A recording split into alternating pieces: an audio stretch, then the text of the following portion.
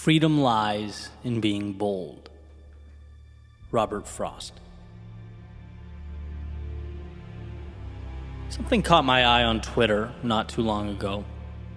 It was a headline referencing the boldness of wolves in the wild. So I clicked it to delve a little deeper, and it took me to an article by Emma Maris.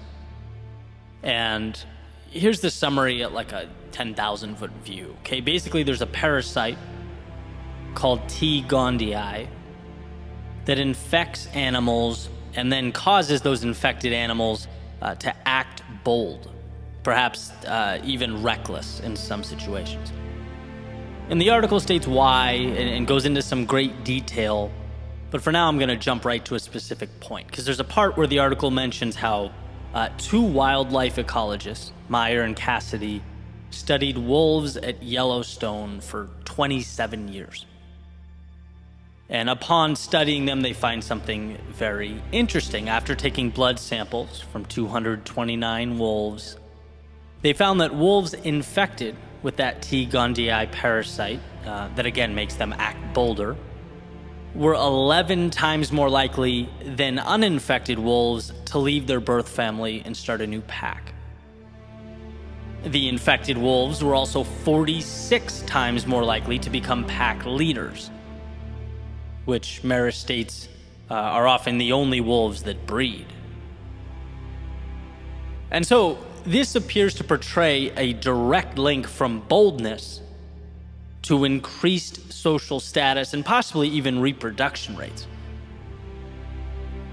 And with that boldness comes risk, sure, but with risk comes reward, upside. Now, obviously, the day-to-day actions of wolves at Yellowstone is not an apples-to-apples comparison with human beings functioning in society. But personally, I can't help but feel the value contained in the case study.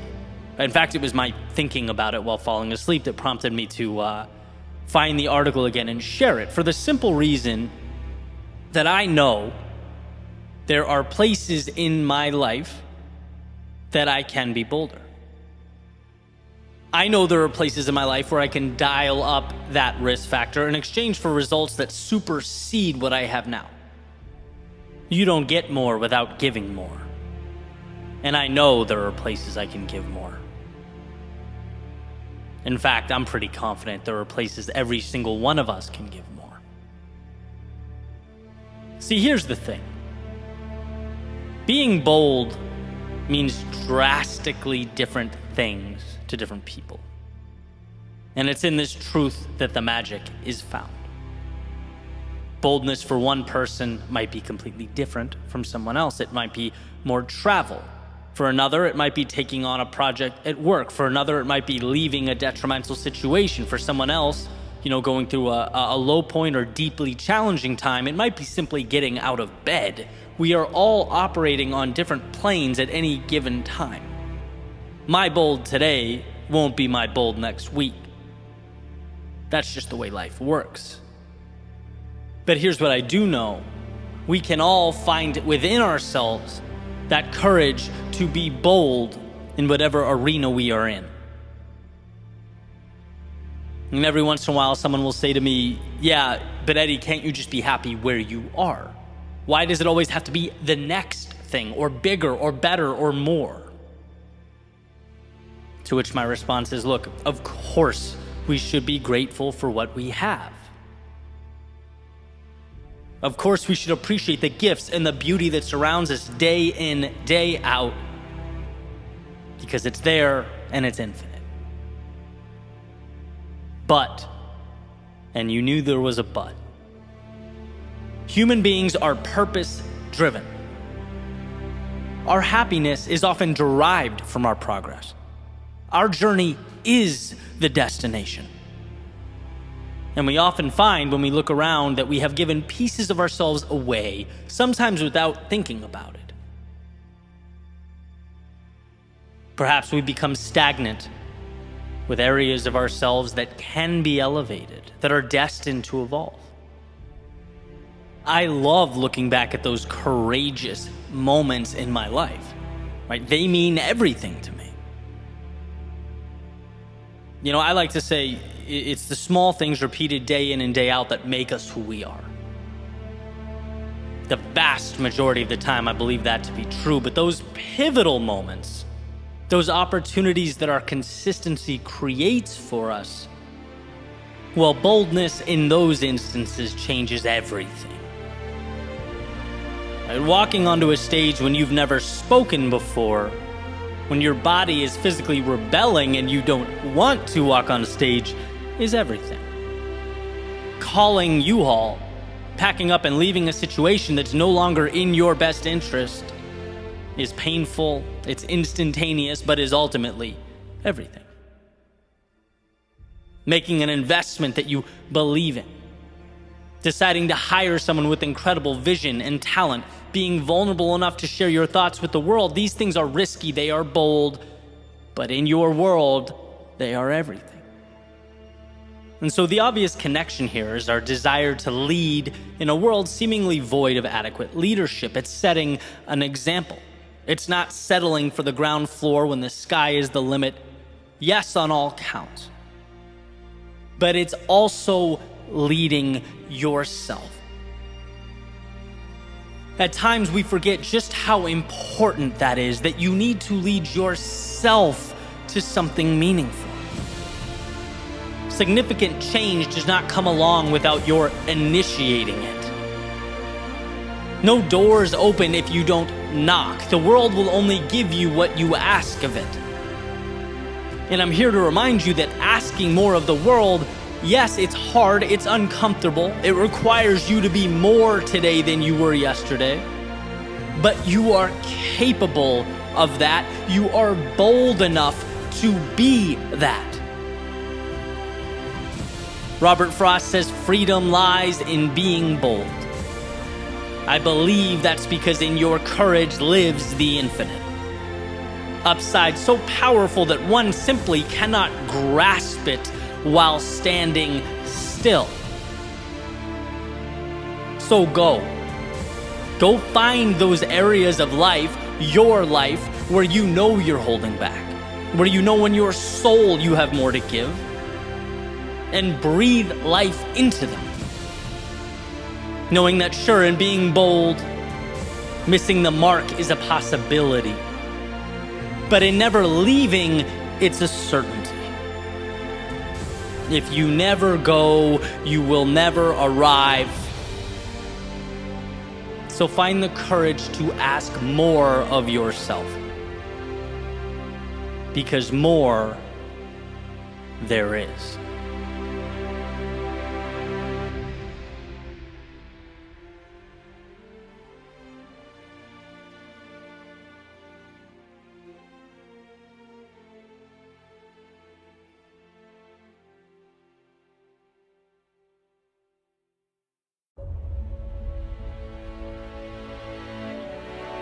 For a second, imagine that feeling in your stomach.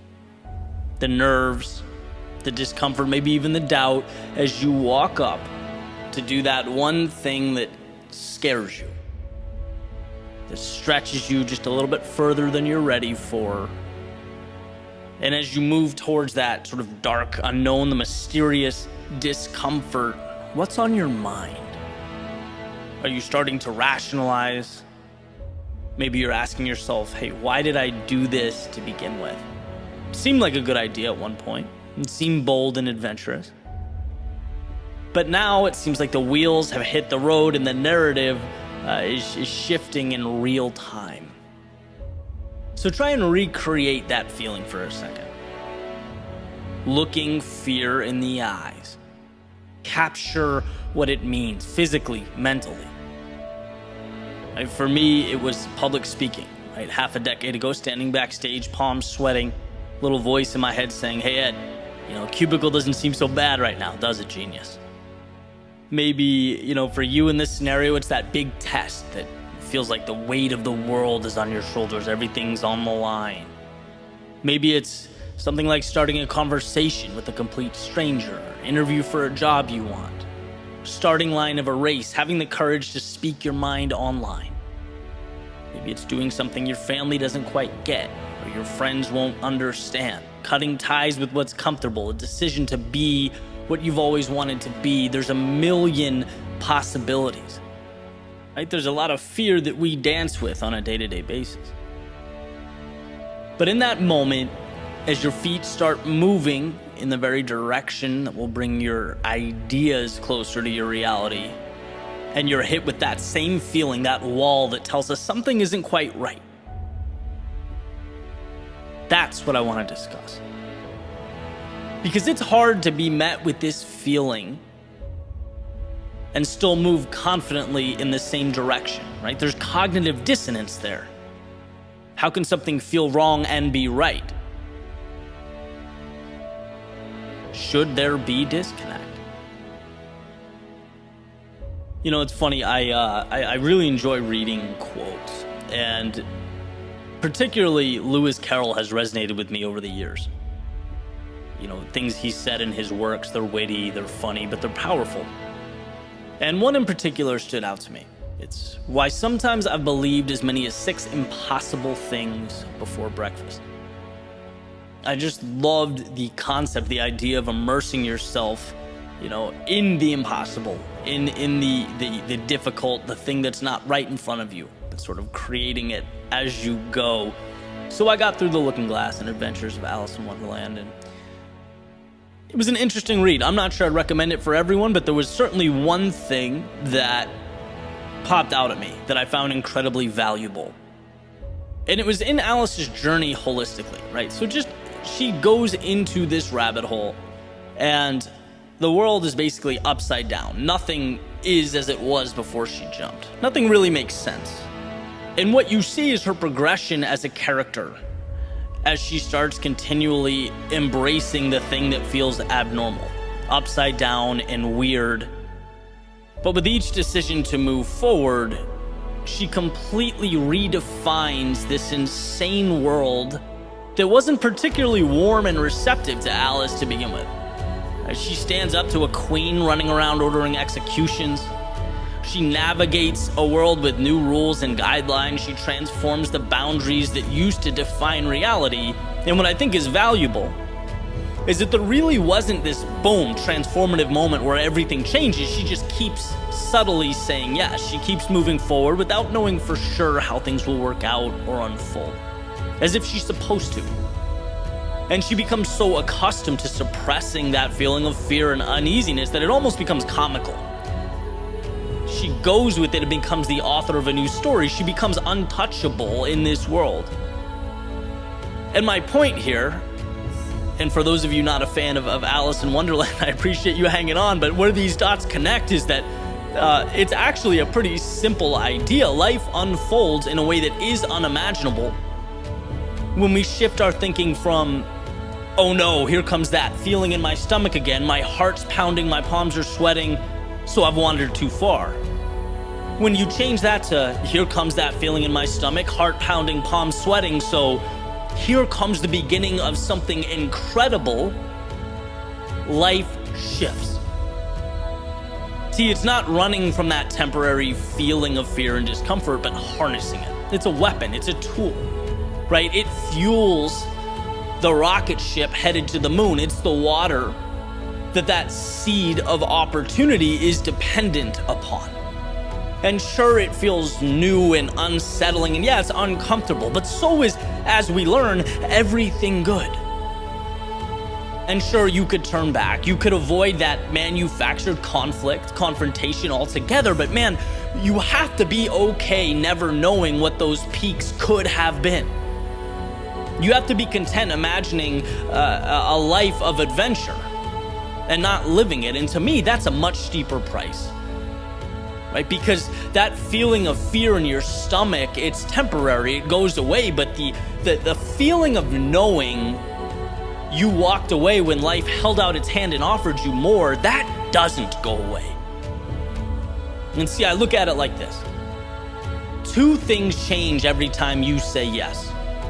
Every time you acknowledge the organized chaos and move forward anyway, you move both your internal and external worlds one step forward. Internal, because life is your identity. And as has been said before, humans always follow through on who they believe they are. I've heard actors saying the most important decision they make is the shoes they put on, because it lays the groundwork for how you feel. You just feel differently about yourself in clown shoes than you would in basketball shoes than you would in dress shoes. You feel different about yourself in a suit than you would in sweatpants. And this doesn't mean go reassess your wardrobe. It highlights how malleable identity is.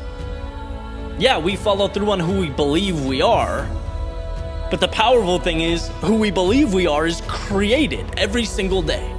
Every time we use fear to propel us forward, right? Your subconscious goes, okay, that's who I am. Someone who does the uncomfortable thing, someone who is okay with fear, that's me. Right? And that's the internal foundation that means everything. That's how identity is constructed. And if you stack that up with action every single day, you won't even be able to recognize yourself. That's the internal transformation. Then there's the external transformation. Every time you push through fear, you level up, not significantly. Right? You aren't immediately transformed. In fact, sometimes you don't even notice. But the truth is, after you say yes, after you take that step, you're fractionally further than a few minutes earlier. Your relative ceiling is now the floor, and it's time to take another step. This is how you create distance over time. So when you hear the word fear, let's rewire that reaction. Let's change how we think about it. Because it's not a monster in the closet. It's not some demon staring you in the face. No, it's a ticket to something more, something to be embraced and coveted. It's the next little step in your journey, and why when most of the world bows down to that feeling of discomfort or instability and stays the same, you will have moved forward. Not in a single leap, but a step that over time will become the reason that at some point, when you look over your shoulder, you'll find a life, a world, a reality that is unrecognizable in the context of where you began. It's why fear is not to be avoided or even tolerated, but sought out as the single variable that puts a pulse in your aspirations, gives hope to your dreams. The ideal life is not predicated on the avoidance of fear, but the ability to harness and capitalize on its power.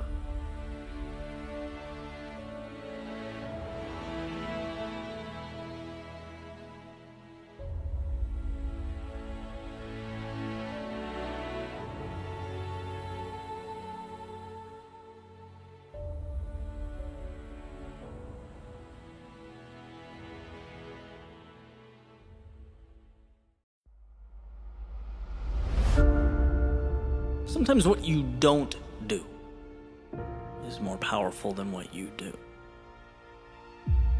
Sometimes the answer is not the home run or some lifetime achievement award. No, sometimes the answer is simply hanging on. Realizing that the yeses, they're important, but they're nothing compared to the no's. No to the faint whispering that you can't. No to the feelings of inadequacy, and no to the reflection staring back at you that just feels ordinary. As that feeling, it's wrong. And what this means, as I was once told, is that success is not always the spectacular. Sometimes it is simply hanging on when others would let go. When the world would hear that same faint whisper and bow down, because, we all hear it. Life is not a movie. There is no fixed ending, and where there are unknowns, there is fear. That's not rocket science. Unknowns equal fear. But if I may, let me explain something. Because where there is fear, there is also something else. And that something is opportunity. Like a curtain that must be pulled back, an ocean that must be crossed, or a toll that must be paid. while you dance to melodies of songs unwritten and are led by the characters in stories untold. This is not a game of the miraculous. This is a game of self-belief. A game of not personalizing the people that are going to let you down, the days that will bring you to your knees. It's not feeling inadequate when you swing and miss, because you will. And I hope you do. I hope you do, because each swing makes you stronger, and each loss makes it easier. Easier to say no to that ship that wants to bring you right back to the port you left from. How comfortable, how safe, how secure it would be. But just like fear and opportunity are one and the same, so are safety and regret.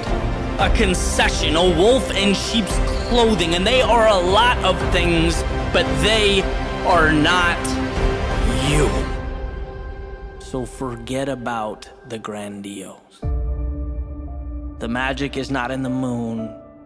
It's in the staircase that takes you there. Each step, each battle, each time you fall, smile to yourself and carry on. Because the difference between average and exceptional is the ability to make a single decision. The decision to hold on. To stand firm when the people around you turn back. To believe in your foundation when the walls close in. It's running a race with eyes fixated on each step. Not on the finish line. No, the finish line doesn't do anything but distract. It reminds you of the road to be traveled. Your job is not to make a finish line appear. It is to say yes to the step in front of you and no to everything else. See, anyone can take one step. Anyone can progress one foot. Races, journeys, life is simply a culmination of those steps, a culmination of little decisions to not let go. So when your arms shake and the voice in your head screams, when your thoughts beg you to stop and your mind starts to rationalize the possibility of surrender, remember that big things are broken into little things. Minutes are merely seconds. Mountains are merely rocks. And success is simply hanging on when others would be letting go.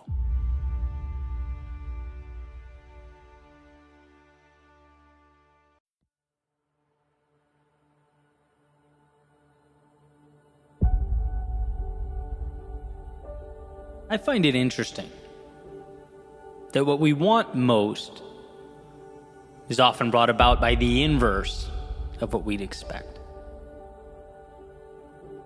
It's a paradox that's amazed me for much of my adult life. And what do I mean? Well, here are a few examples. The best way to achieve freedom in your life is to be incredibly disciplined. Right? Two things that are seemingly opposite in a sense. Or that the worst of times often open the door to the best of times. Or it's from a position of strength that one is best able to ensure peace.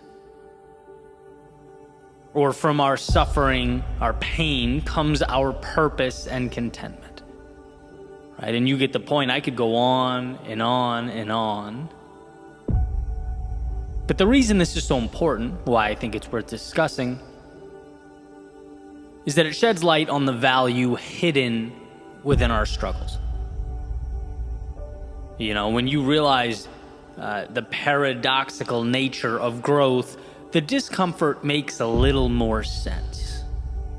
It's easier to wrap our hands around.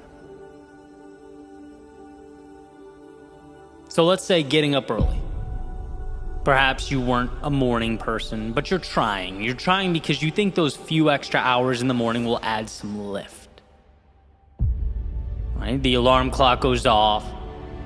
The last thing you want to do is open your eyes. Maybe you even start thinking, who cares, right? This isn't that important.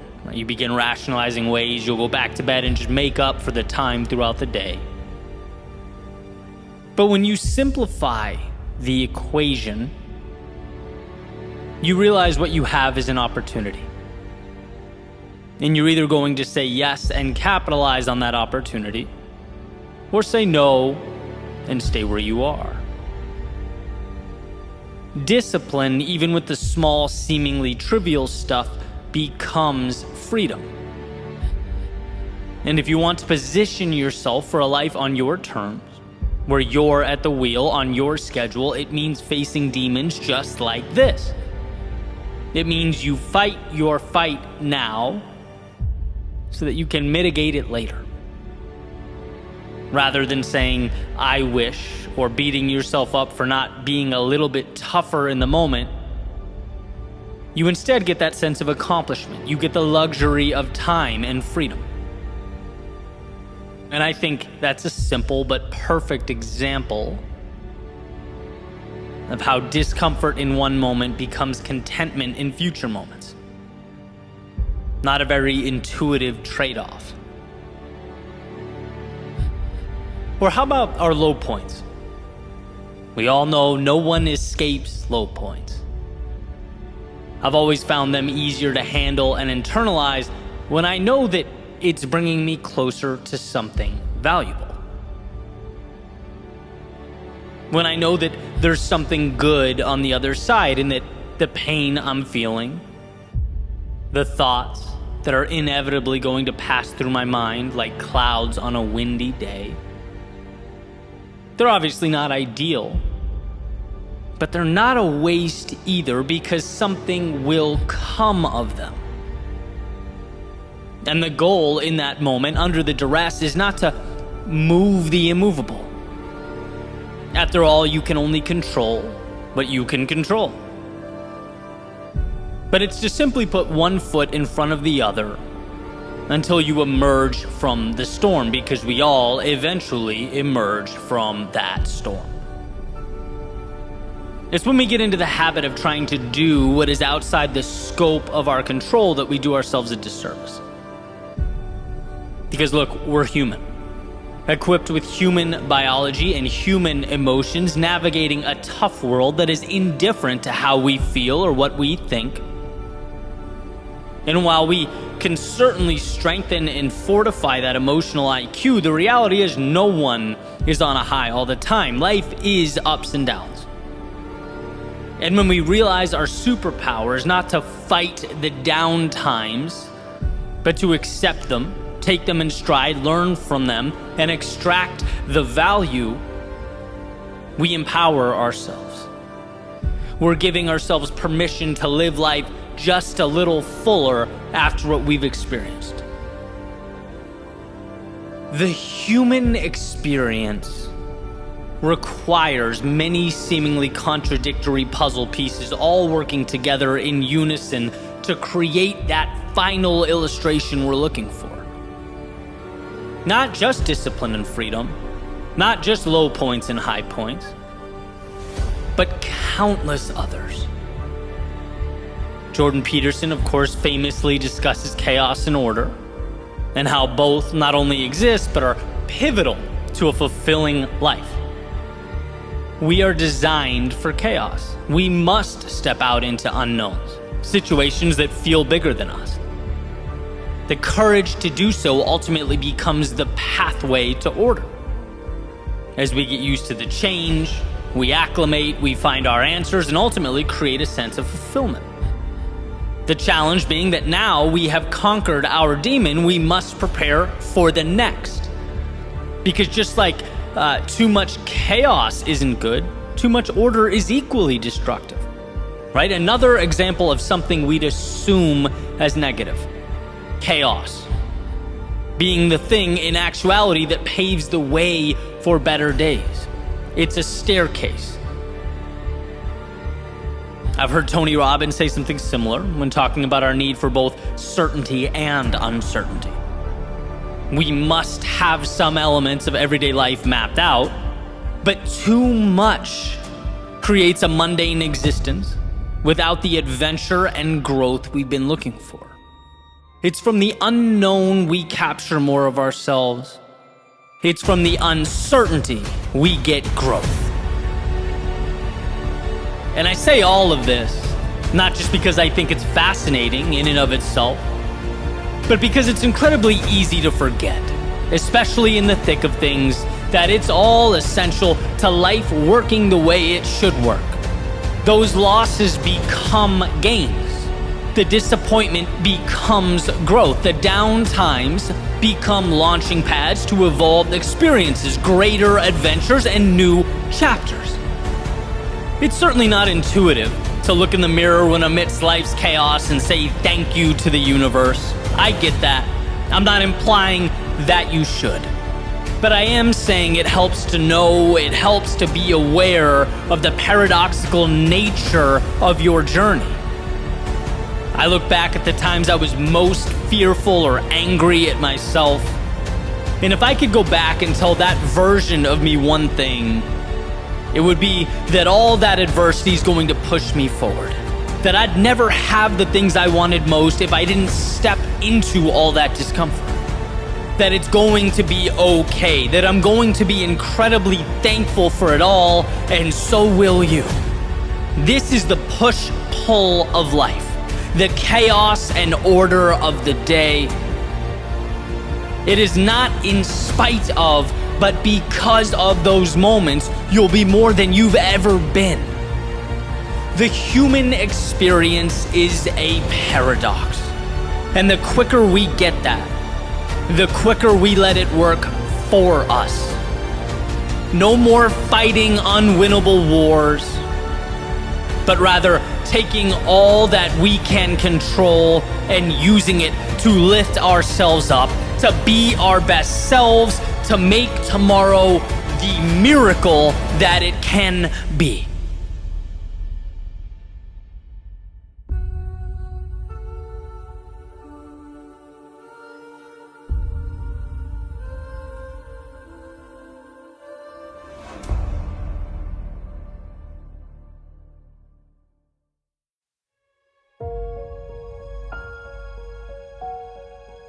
The hard thing brought me through hell,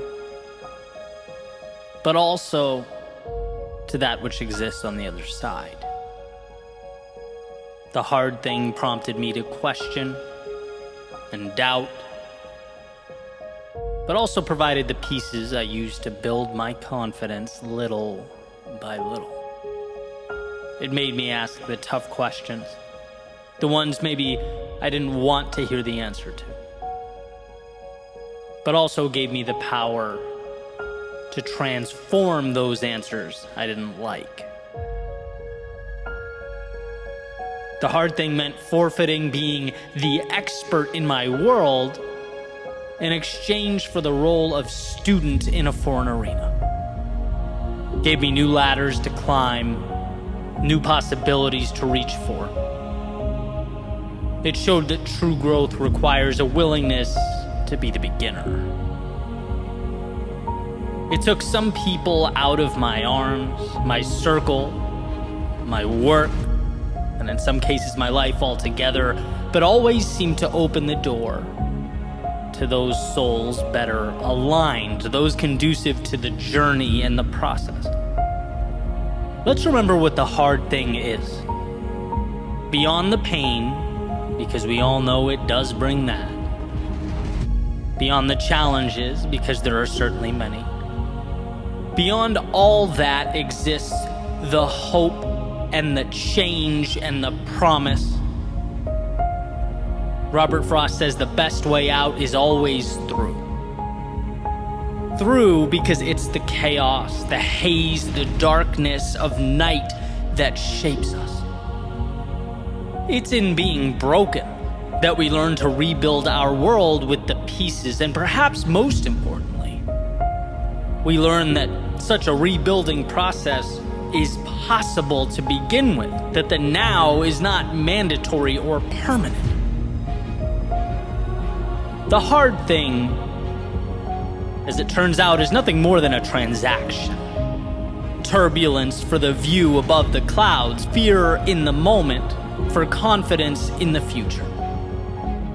It's learning that although life sometimes appears to paint a picture of conformity and helplessness, there's always a path leading to the very place we need to go. It just asks we find the courage to walk it. Churchill has said, "The pessimist sees difficulty in every opportunity.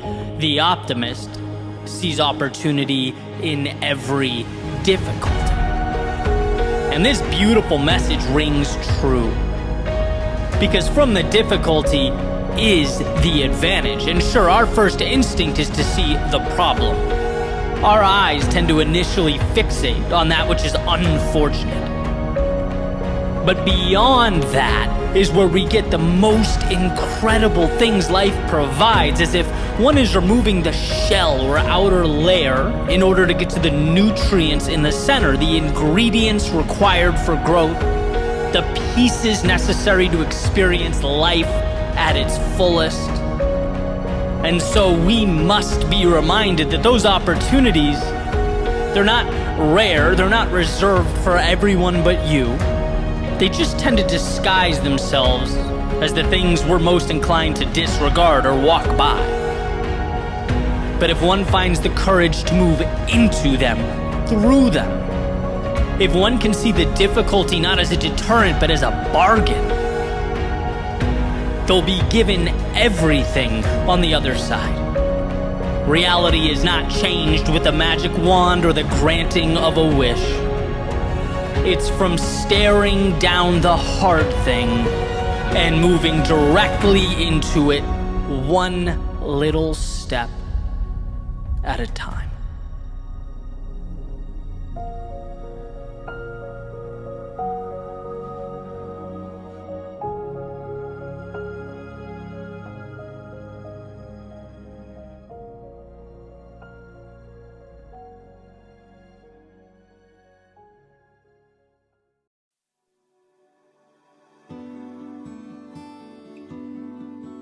There's a quote from Naval Ravikant. He says, "The closer you are to the truth, the more silent you become inside." Found that interesting. I got an email recently from someone asking for my thoughts about their being overlooked for a promotion at their work. They say that they're dedicated, they work hard, they show up and execute. So what does the act of being overlooked mean? Well, like so many things, it's contextual, but let's play with it, right? What does feedback ever really mean? It means what you decide it does. Here's how I see the act of being overlooked, as this person expresses. Let's look at it as an iceberg, that rejection as a floating block of ice in the Atlantic, and the top, the piece that's exposed and above water, the smaller piece, is your chance to look around and self-reflect, to ask why. Where are the places I could strengthen myself? The gaps I could close and the spaces I could occupy. You know, disappointment, it causes us to self-reflect, and that can be a valuable thing. There are often tangible, quantifiable reasons we didn't hit the mark, and I think that top of the iceberg is our recognition that we have things to do, places to go, and what better a time than now to start moving in that direction. Now, the part of the iceberg underneath the water, supporting all that, there has to be a foundation of self-belief, of self-trust. Not only a hardness and understanding that you are not defined by rejection, but also a certainty that things will work out. That you might have to stumble, fall, even aimlessly wander for a set period of time. But when your focus is on a particular North Star and you are serious about it, committed to it, you'll find a way. And being overlooked in any capacity is not defining, because right now is not an end. You decide where the end is. And there just so happens to be a lot of space between that point and where you stand now. The vast majority of an iceberg exists under the surface, and that's valuable here because I believe that the differentiator when it comes to success and failure is how one internalizes the process and their place within it. If you know you're going to succeed, if you are confident in yourself and who you are, then the little wins and losses along the way tend to mean less. Getting overlooked in any capacity is a nice little bit of feedback, but in the grand scheme of things, it doesn't hold the weight we tend to give it when we're less sure of ourselves and the process. So let's get back to the quote. The closer you are to the truth, the more silent you become inside.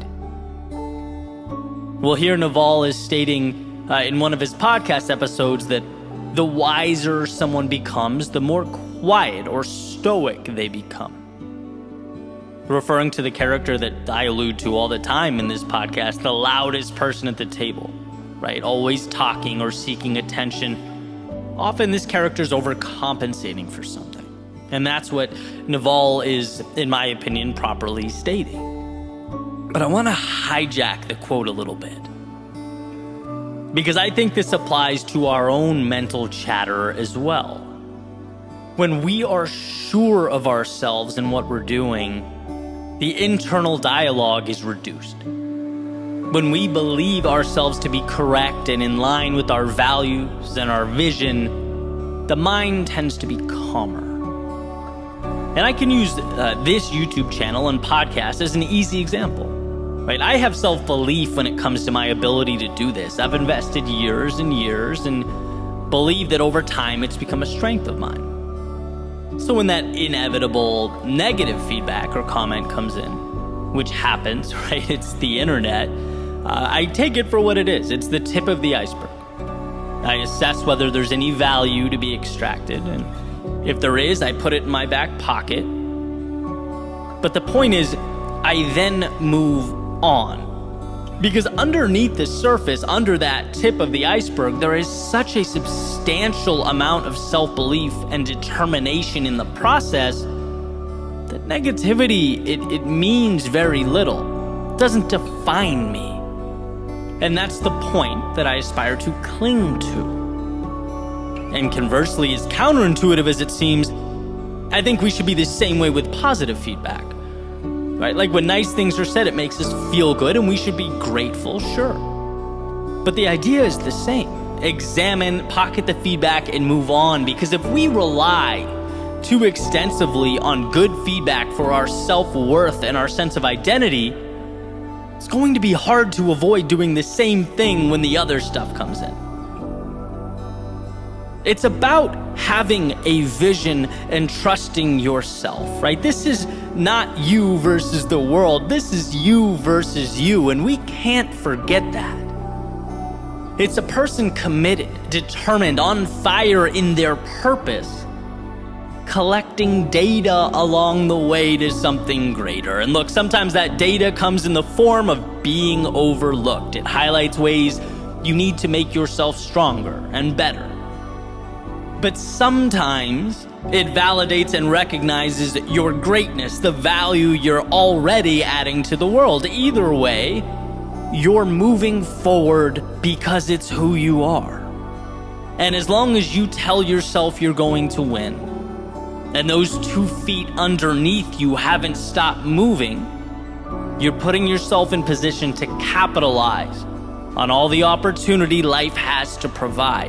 You are going to see the compounding of all those steps you took. The ones you took when it hurt, and the ones you took when it didn't. when you were sure and when you weren't, when you had all the energy in the world and when you barely got yourself through. All those times, they mean something. And it's the ability and desire to move forward regardless that becomes the determining factor. If you know that, the mind can be at peace. Life is happening for you, not to you. The obstacles become much needed information, and the victories further contribute to your momentum. It's all moving you closer to where you need to be. There's a saying by Steve Martin. He says, "Be so good they can't ignore you." And that's not a point, it's a process, an evolution. It takes time, it takes patience, it takes self-belief. But trusting that mountaintop you're chasing also comes with a great sense of security. That this epic adventure is yours and yours alone. It comes with discovery, growth, joy, sadness, and everything in between, but it is yours. And if you sign that dotted line, it doesn't matter if you are overlooked in some capacity. No person or external event can take away what you know in your soul to be true.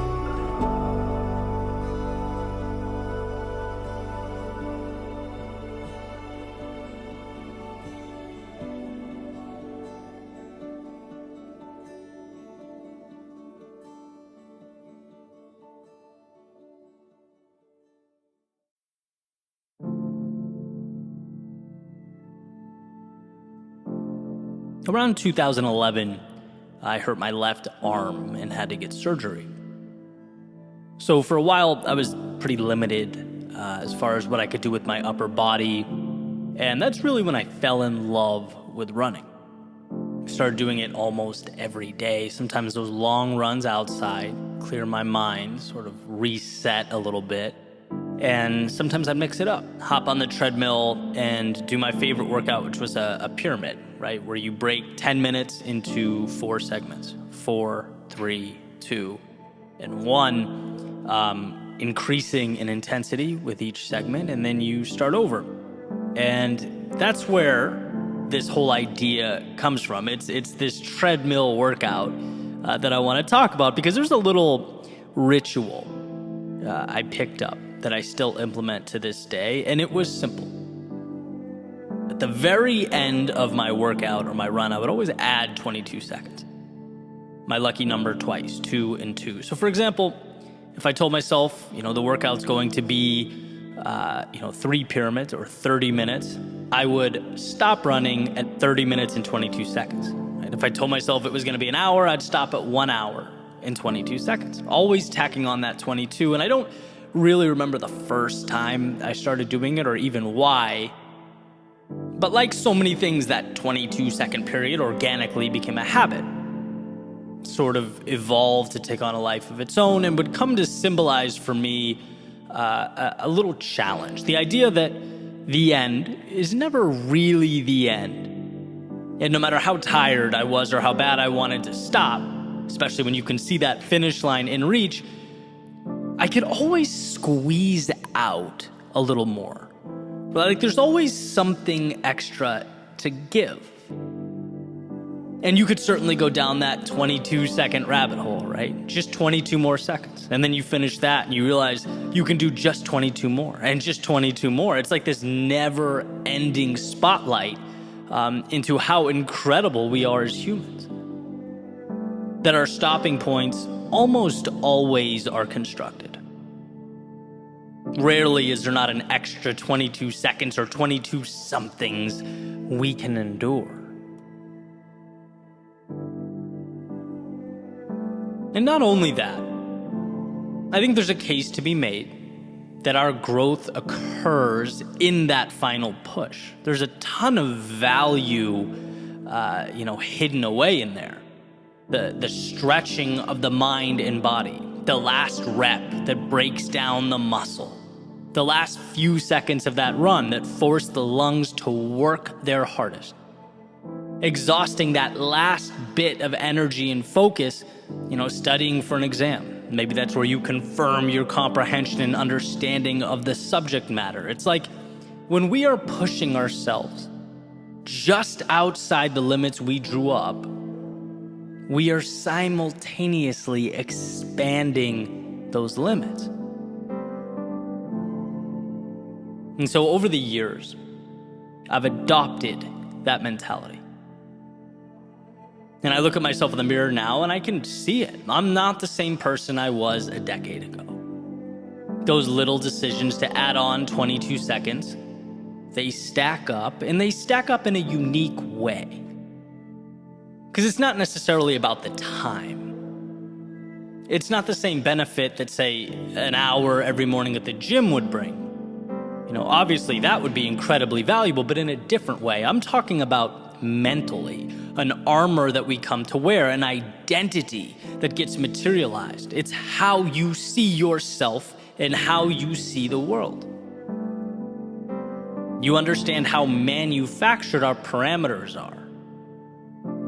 And I get it, we have to stop somewhere, sure.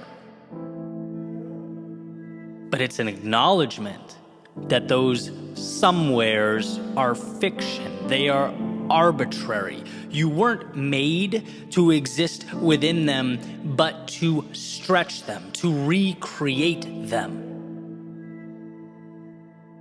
And that's an endeavor that is always uncomfortable, but as far as I can tell, always worth it.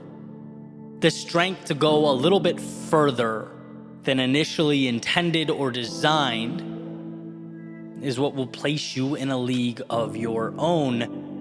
And that's where I wanted to start, by bringing attention to the idea that there's always an extra 22 seconds, and you are always capable of obtaining it. That is yours.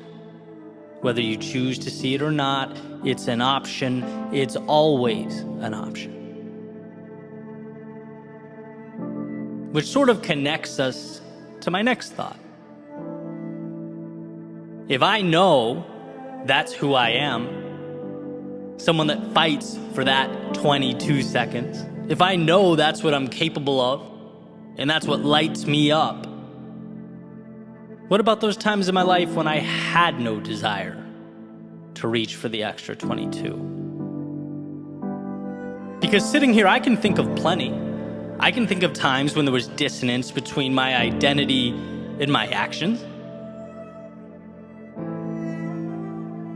Here's a quick story, right? This was a shift in my life and my understanding of reaching for that little bit more, right? When people ask me about my process, right? What I'm building or where I see myself in X number of years, I tell them I'm playing the long game, right? Like I'll sacrifice some short-term wins now to continue forward with a plan that I believe wholeheartedly will transform from linear to exponential, right? It's like Gary Vee's motto, you're young, you have time. And impact is not about succeeding at 34, it's about flourishing at 45 and 55 and 65 and 75. Like that's fun to me. That's the exciting game to play. And it's methodical. The challenge is, as you're locked into this big picture plan, you have to pass a lot of shiny objects along the way.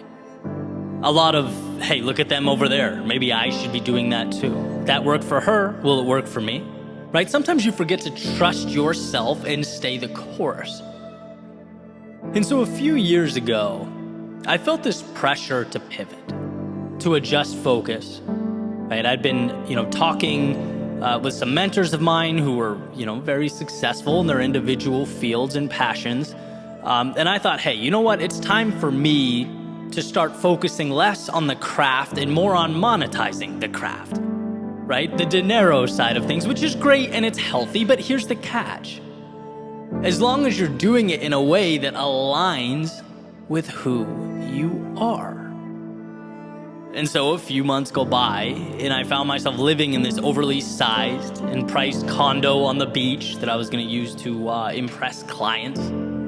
Making products that didn't excite me, talking to people I didn't really want to be talking to, living a life that was not my own. I'd lost myself, right? My love is storytelling. It's capturing life's seemingly overlooked secrets.